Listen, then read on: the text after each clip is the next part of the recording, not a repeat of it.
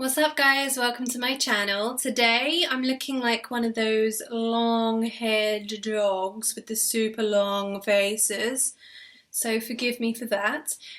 We are going to be talking about the Sex and the City reboot, which sure has been absolutely done to death on the internet, but I'm going to be giving you a little bit of insider tea because I have dug deep on this topic. As a huge Sex and the City fan, I just had to get to the bottom of it and find out what the fresh hell was going on. A bit more importantly than that though, I have been really inspired by Kim Cattrall, aka Samantha Jones. Don't get me wrong, I've been heartbroken by this, but I'm also really inspired by her sticking to her guns and saying, no, I'm not coming back. Like, despite the pressure that the cast have put on her, the pressure that the fans have put on her, she has stuck to her guns and she said no. So we are going to be looking at how to say no and mean it. And maybe for some of you listening, saying no is no issue whatsoever, and you're like, why would I need to listen to a video of someone telling me how to say no? For the other 80% of you, you're going to know exactly why you need tips on how to say no and mean it, and we are going to get into all of it. So just like that, Sex and the City is back, baby.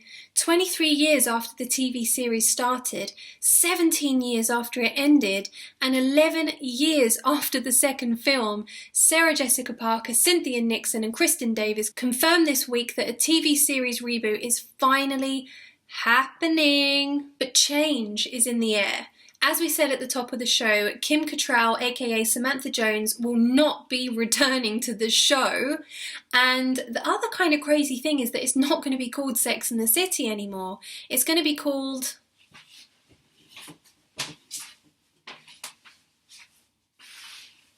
And just like that.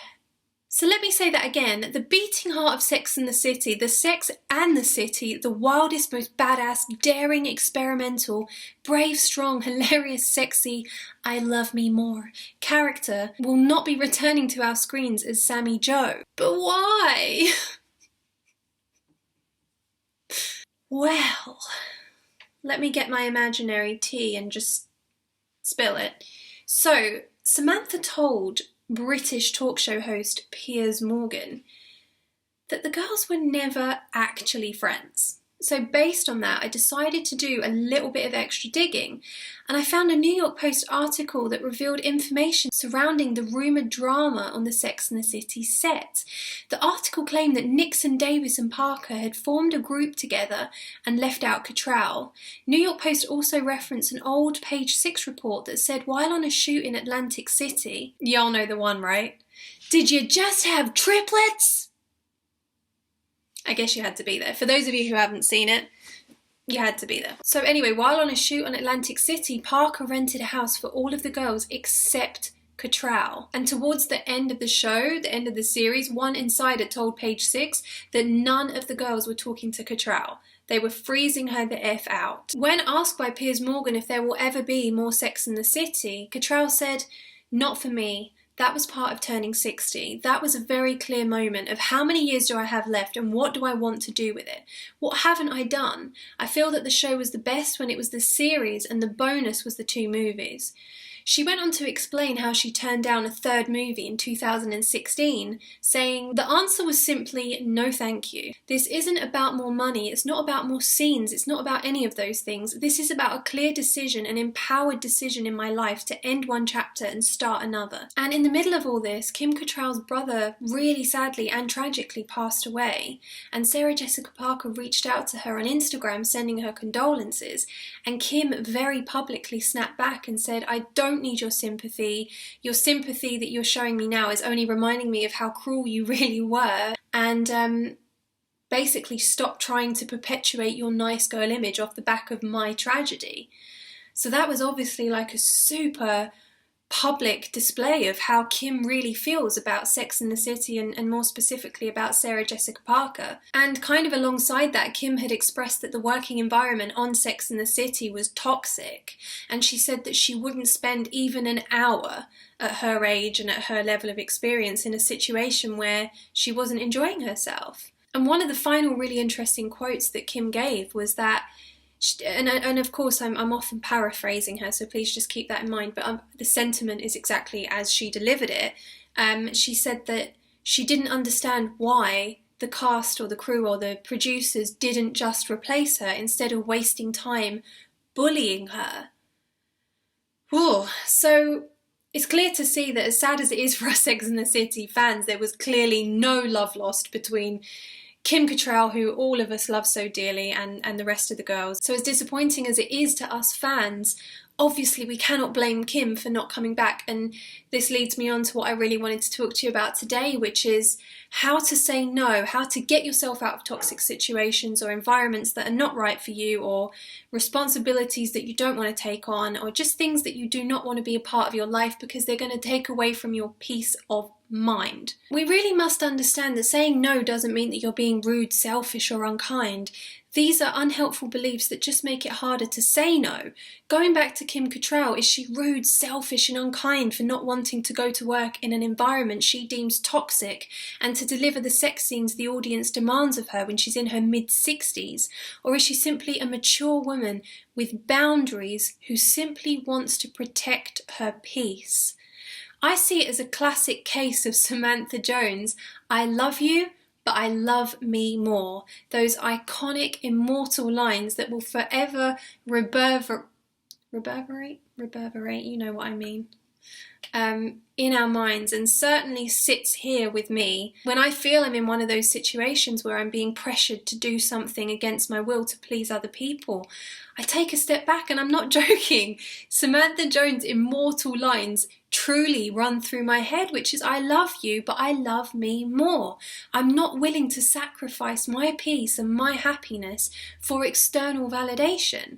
And if you love me, you wouldn't want me to do that. Isn't it Shannon Lester who gives that amazing quote, which is the only people who are going to be upset about you having boundaries are the people who benefited from you having none.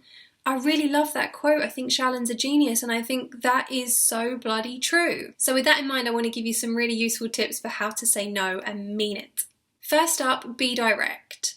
Don't beat around the bush. Don't leave room for them to kind of swoop in and talk you into it or talk you out of it, whichever it is. Don't say, I don't think I can. Say, I can't. Don't apologise and give all kinds of reasons unless you really, really have to. Like, that's something for you to gauge. Saying no is your birthright, and you don't need to apologise and you don't need to justify yourself, really, to anyone. Again, apply your own judgment, but it's your right to say no, remember that. Next up, don't lie. Lying will lead to feelings of shame and guilt, and feelings of shame and guilt are what you're trying to avoid, so that's a huge no-no. Next up, remember that it's better to say no than it is to be resentful later because you've said yes. So resentment is a horrible feeling to have building up inside you. It's not really fair that that person you've said yes to is going to be on the receiving end of your resentment. If you had simply taken control of the situation and given the answer that is aligned with you and your heart and how you really feel, you wouldn't now be in this weird space where you're throwing shade and resentment towards them. So bypass that altogether and just be honest about how you feel from the get-go. Next up, be polite. You can be direct and still be polite. I think that's a mistake that many people make. They kind of see it as black and white. You're either kind of such a kind, giving, accommodating person, or you're this ruthless, selfish, it's all about me and what I want and I'm just going to tell you how it is. If we find a middle ground, like, we'll be happy and others will hopefully be happy, right? You can say I can't do that, but thank you for asking, or I can't do that, thanks for thinking of me, something along those lines rather than just a flat no. Next up, don't say, I'll think about it, or maybe, when you know that you really want to say no. You're just delaying the inevitable, you're prolonging an uncomfortable situation. It's going to be whirling round and round and round in your head, making you feel rubbish and nervous and apprehensive. You have to just rip it off like a bandage and just say no then and there. Again, you're going to feel a lot better for getting it out the way. Finally, remember that your self-worth does not depend on how much you do for other people.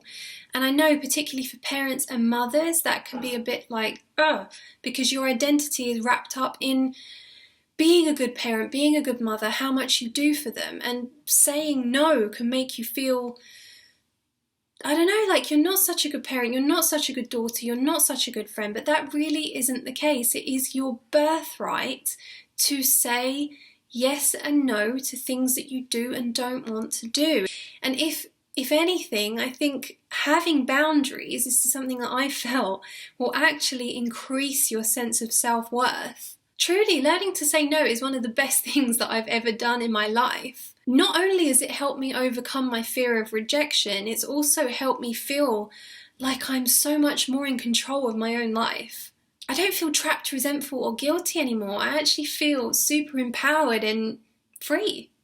So if you want those feelings of freedom and empowerment, then take control and learn how to say no.